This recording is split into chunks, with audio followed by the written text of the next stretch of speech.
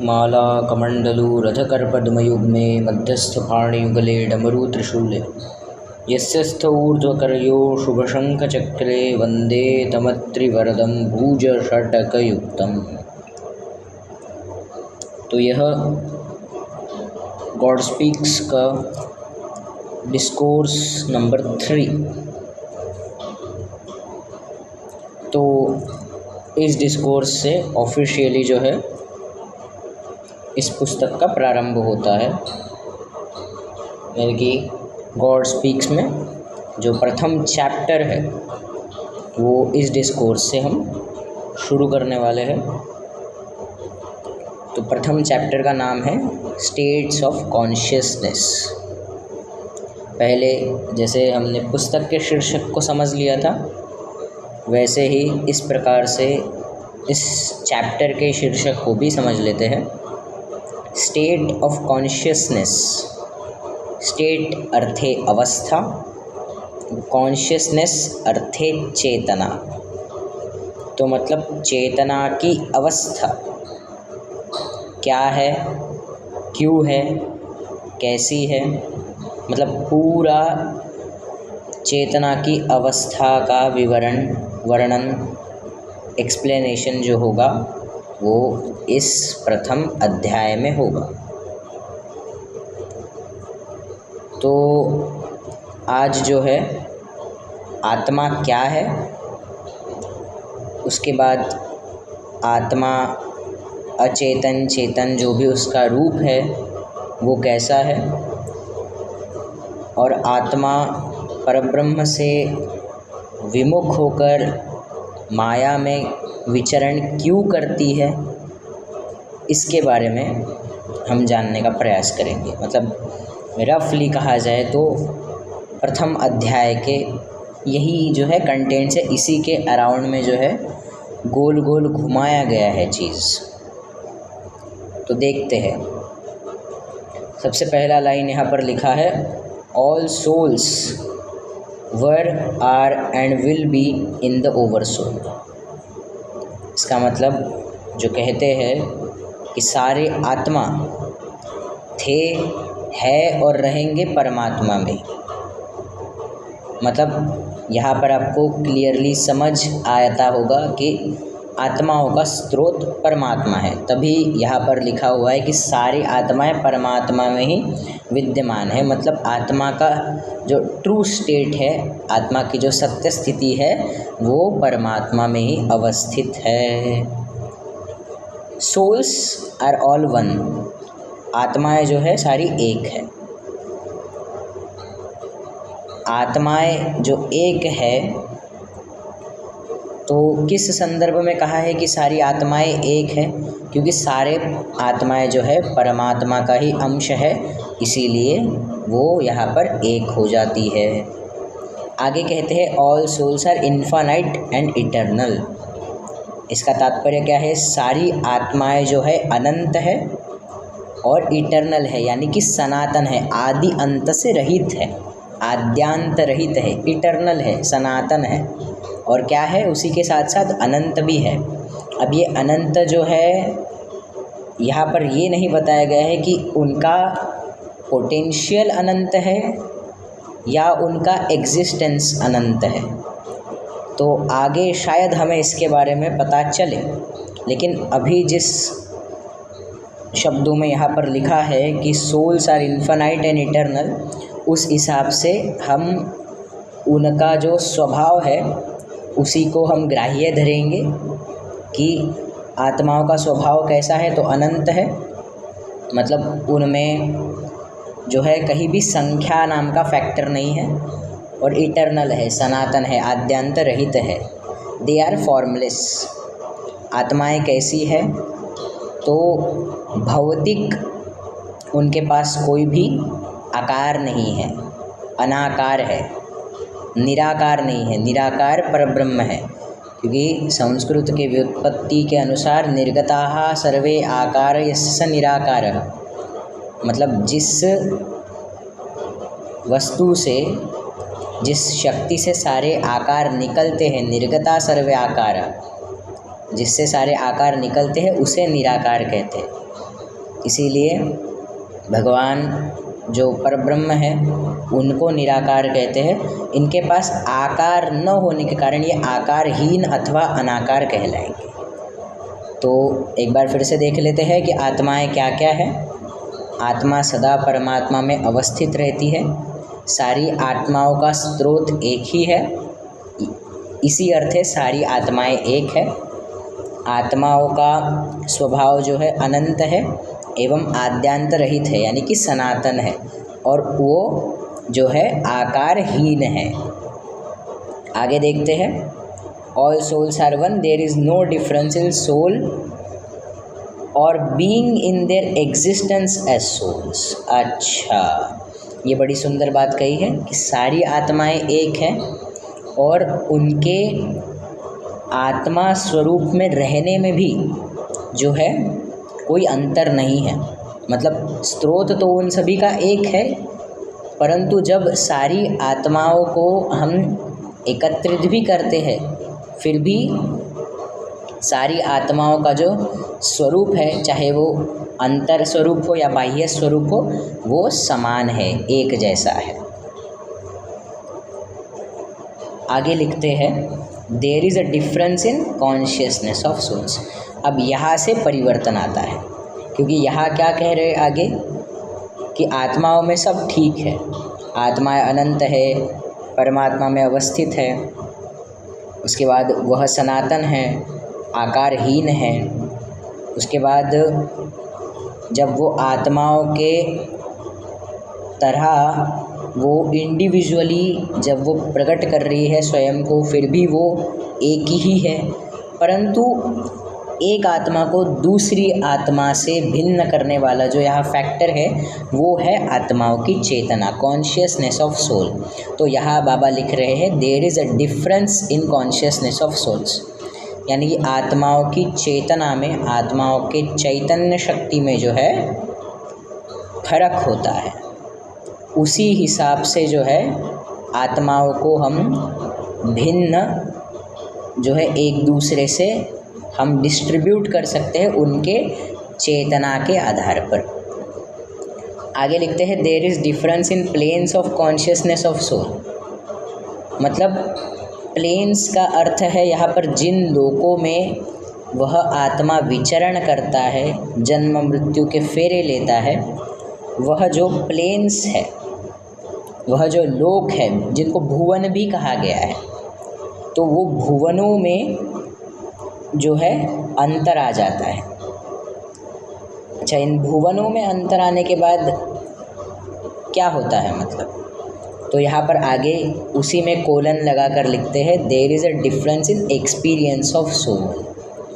मतलब चेतना जो है हर प्रत्येक आत्मा की अलग है, वो चेतना उस आत्मा की अलग अलग होने के कारण अलग अलग लोकों में अलग अलग जो है प्रकार के भुवनों में जो है वह आत्मा विचरण करता है। तो उसी प्रकार से उस आत्मा के अनुभव भी भिन्न भिन्न होते हैं। मतलब कोई आत्मा जो है यहाँ अन्नमय भुवन में विचरण कर रहा है, ग्रॉस प्लेन में विचरण कर रहा है, तो उसका अनुभव अलग होगा। कोई आत्मा है अगर वो मेंटल प्लेन में विचरण कर रहा है तो उसका अलग होगा। कोई जो है सटल प्लेन में घूम रहा है तो उसका अनुभव अलग होगा, वो आगे हम देखेंगे ही। तो इन सभी चीज़ों के कारण, यानी कि आत्माओं की चेतना भिन्न होने के कारण, आत्माओं के कर्म करने के लिए भुवन या फिर प्लेन्स अलग होने के कारण, और उसी कारण से आत्मा के अनुभव भिन्न होने के कारण उसकी जो अवस्था है आत्मा की, जो हम शीर्षक में ही बताए थे कि स्टेट ऑफ कॉन्शियसनेस, स्टेट अर्थ है अवस्था, तो इन तीन चीज़ों का जो है फ़र्क होने के कारण आत्मा की जो अवस्था है उसमें भी प्रत्येक आत्मा में जो है भिन्नता आती है, यानी स्टेट ऑफ सोल्स में डिफरेंस आ जाता है। आगे लिखते हैं, most souls are consciousness of gross body, some are consciousness of subtle body, very few are consciousness of mental body. अब यहाँ पर हम जो है, यहाँ बाबा ने ब्रैकेट में वेदांतिक टर्म्स यूज़ किए हैं, तो हम उसी प्रकार से एक्सप्लेन करेंगे इस चीज़ को। तो बहुत सारे जो आत्माएं होती है वो स्थूल शरीर का अनुभव करती है। जैसे ग्रॉस बॉडी हमने अभी कहा, वह स्थूल शरीर है। हम जो ये हार्ड मांस का बना हुआ हमारा शरीर देखते हैं, यह स्थूल शरीर है। तो बहुत सारी आत्माएं, most of the souls are consciousness of gross body, यानी कि स्थूल शरीर का अनुभव बहुत सारी आत्माएं करती हैं। उनमें से कुछ आत्माएं जो होती है वो प्राण अथवा जिसको बोलते हैं सूक्ष्म शरीर का अनुभव करती है। और उसमें से भी बहुत कम आत्माएं जो होती है वो जो है कारण शरीर का अनुभव करती है, जिसको यहाँ पर मेंटल बॉडी कहा गया है।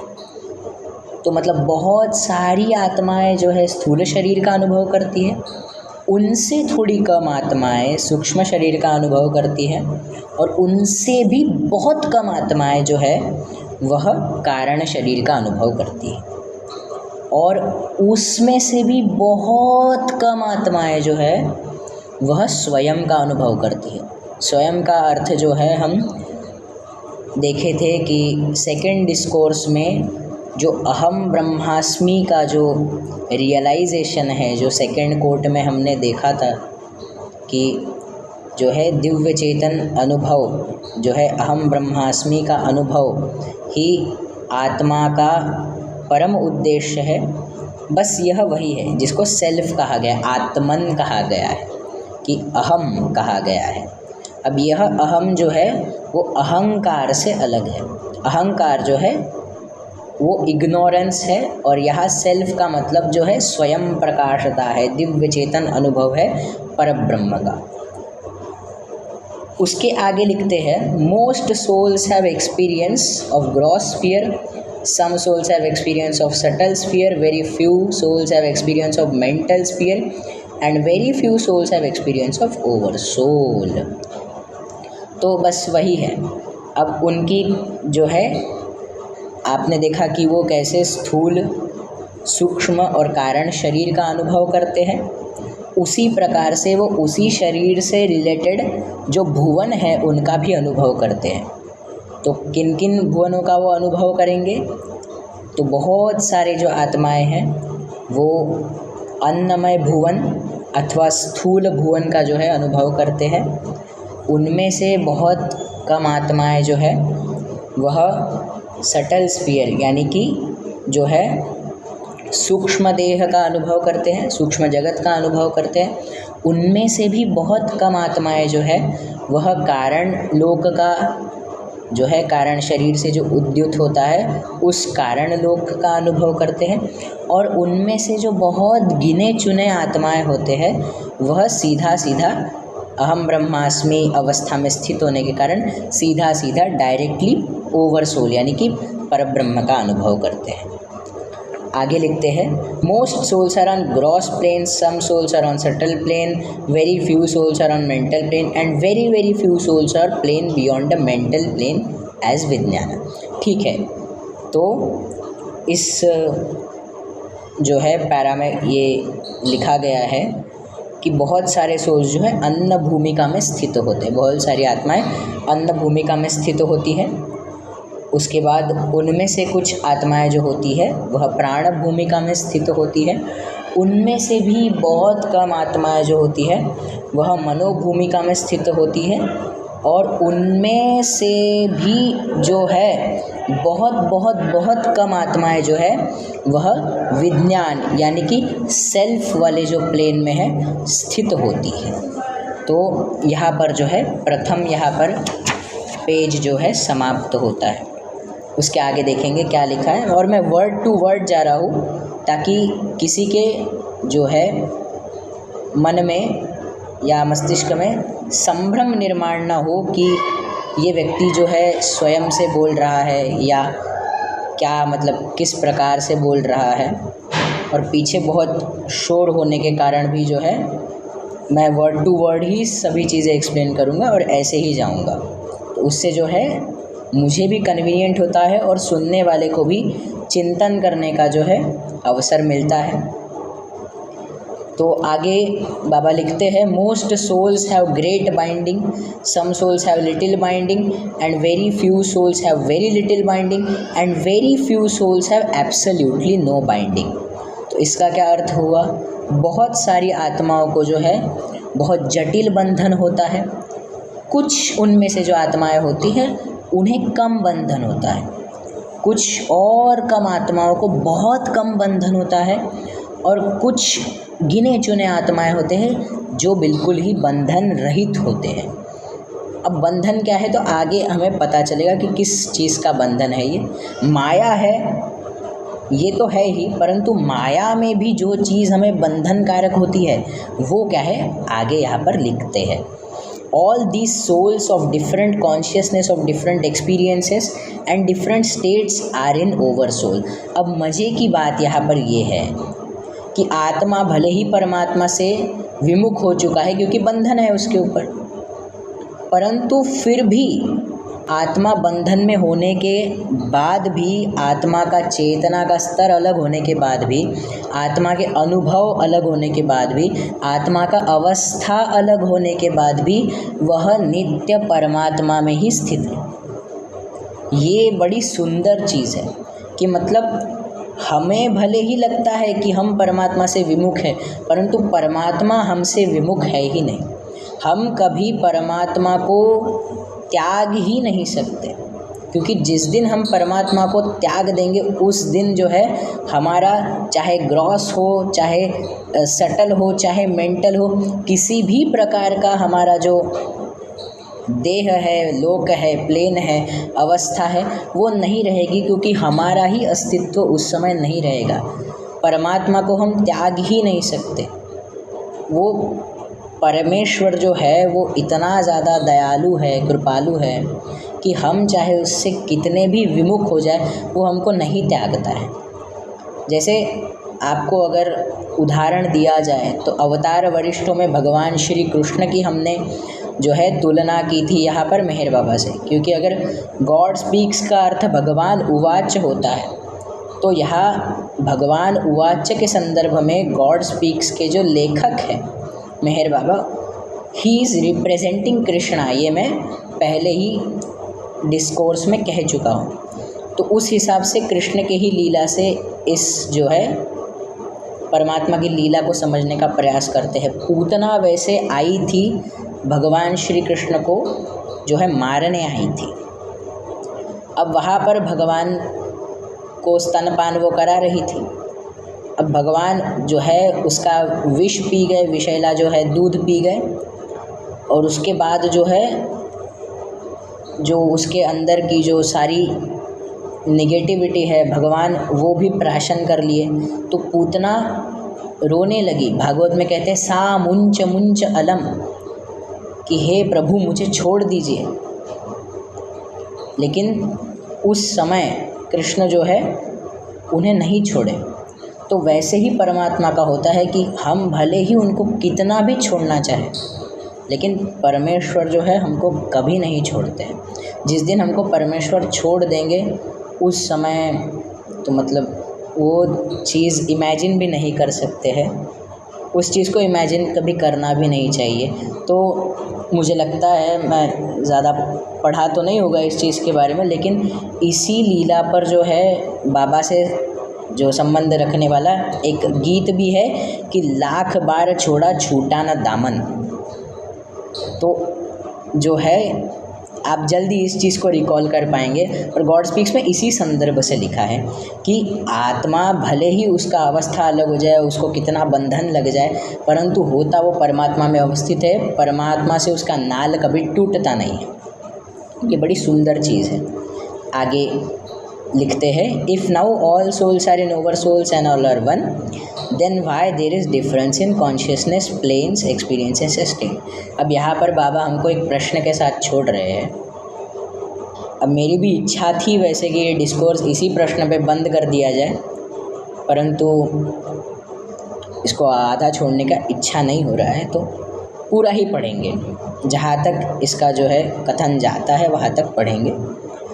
तो यहाँ पर वो बोलते हैं कि यदि सारे आत्मा एक ही है और परमात्मा में अवस्थित है, नित्य अवस्थित है, कभी अलग हुए ही नहीं है परमात्मा से, तो फिर जो है उनकी चेतना, उनके अनुभव एवं उनकी अवस्था में अंतर क्यों आता है? ये सिंपल सा प्रश्न है। तो इसका उत्तर जो है बड़ा ही आसान है और वो है संस्कार। क्या लिखते हैं संस्कारों के बारे में यहाँ पर कि the cause of this difference is that souls have different and diverse impressions.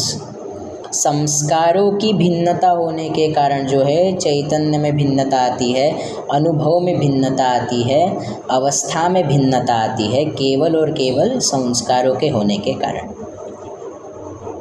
यदि कोई आत्मा संस्कारहीन है तो फिर वो जो है, जो ऊपर लिखा है एब्सोल्युटली नो बाइंडिंग, जिसको बिल्कुल ही बंधन नहीं है, इसका मतलब वो जो है संस्कारहीन आत्मा है। संस्कारहीन बोलने से अच्छा है संस्कार रहित आत्मा है, कि जिसके पास संस्कार है ही नहीं। अब संस्कार जो है हम बोलते हैं कि बड़े सुंदर संस्कार है, आने के बाद जो है माता पिता को प्रणाम कर रहा है, वरिष्ठों को प्रणाम कर रहा है, वो संस्कार जो है वह विधि है, वह जो है आचार धर्म है। और ये संस्कार जो होते हैं ये इम्प्रेशंस है, मतलब किसी स्टैम्प पेपर पर जो स्टैम्प मारा जाता है उस प्रकार से जो है आत्मा के ऊपर ये जो है माया का स्टैम्प पड़ता है। इसको अगर आप सीधी भाषा में समझना चाहे तो आगे लिखते हैं most souls have gross impressions, some souls have subtle, few souls have mental and very few souls have no expressions at all. आगे लिखते हैं कि कुछ आत्माओं को जो है स्थूल संस्कार उनमें होते हैं ज़्यादा, उनमें से कुछ आत्माओं को जो है सटल यानी कि जो है सूक्ष्म संस्कार होते हैं, उनमें से भी कुछ जो वेरी फ्यू आत्माएं होती है उन पर जो है कारण संस्कार होते हैं, मनोमय संस्कार होते हैं, और उनमें से बहुत थोड़े आत्मा ऐसे होते हैं जिन पर कोई संस्कार नहीं होते, यानी वही संस्कार रहित होते हैं। Souls have gross expression, souls have subtle expression, souls have mental expression, souls having no expressions at all, souls in the oversoul are one। तो भले ही जो है इन पर किसी भी प्रकार के संस्कार हो, चाहे सूक्ष्म हो, चाहे स्थूल हो, चाहे कारण हो, चाहे बिल्कुल ही ना हो, परंतु ये सारे जो है परब्रह्म में सदैव अवस्थित रहते हैं। आगे लिखा गया है souls with gross expressions have consciousness of gross, have experience gross fear.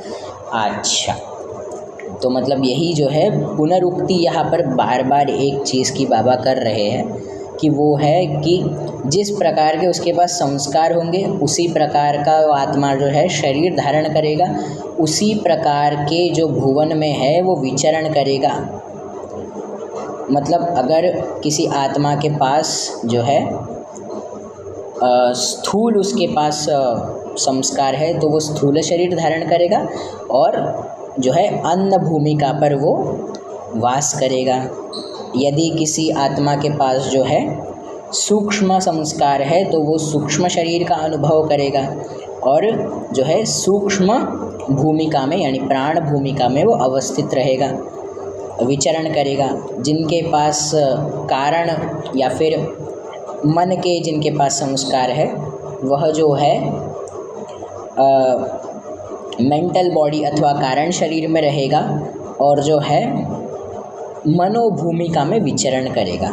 और जो आत्माएं हैं जिनके पास कोई संस्कार नहीं है वह जो है अपने स्वानंद में, अपने अहम ब्रह्मास्मि स्वरूप में अर्थात ही परब्रह्म में अवस्थित रहेंगे अर्थात क्या है, वहाँ पर विचरण करके वो अनुभव प्राप्त करेंगे। इसका मतलब जिस आत्मा पर संस्कार नहीं भी है फिर भी वह जो है परब्रह्म से उसका ऐक्य नहीं है, परब्रह्म से उसका ऐक्य नहीं है। अब यहाँ पर आपको ये चीज़ क्यों पता चलता है कि उसका परब्रह्म से ऐक्य नहीं है? क्योंकि वो जो आत्मा है जिसके पास संस्कार नहीं है फिर भी वो विचरण कर रहा है, वो उसने अभी तक परब्रह्म से ऐक्य प्राप्त नहीं किया है। उसके पास अहम ब्रह्मास्मि का तो भाव है, परंतु अभी तक उसने जो है परमेश्वर से एक रूपता साध्य नहीं की है। वो अभी तक जो है किसी शरीर को धारण करके उसकी इच्छा अनुसार जो है विचरण कर रहा है अभी तक। और यही जो होते हैं जिनको बिल्कुल जो संस्कार रहित होते हैं और आत्मा का जिनको अनुभव, परमात्मा का जिनको अनुभव होता है, परंतु फिर भी वो शरीर लेकर विचरण करते हैं, उन्हीं को जो है हम सद्गुरु कहते हैं, या उन्हीं को जो है अवतार कहते हैं। अवतार की सिंपल परिभाषा अगर देखा जाए तो स्थावगाय च धर्मस्य सर्वधर्म स्वरूपिणे, यानी कि जो धर्म की स्थापना करने आते हैं और वो जो है धर्म स्वरूप ही होते हैं। ऐसे जो है विशिष्ट विभूतियों को अवतार कहा जाता है। तो आज के लिए बस इतना ही। इसके बाद के जो है डिस्कोर्स में हम उसके आगे का कंटिन्यू करेंगे। श्री गुरु दत्तात्रेयार्पणमस्तु।